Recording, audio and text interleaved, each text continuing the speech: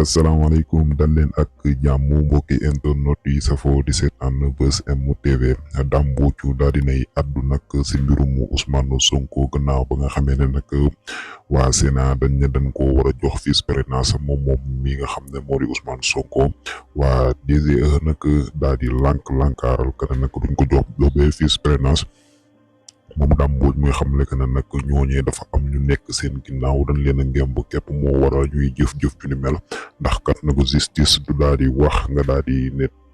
ne doo ko def lool moom maanaam képp koo xam ne yaa ngi koy def rek am na ñoo xam dañoo nekk si ginnaaw moo waral ngay jëf-jëf ju ni mel ba tax sax démb ñu gis que ne nag ki nga xam ne moo di président Macky Sall dafa daal di dàq ki nga xam ne nag moo jiite woonu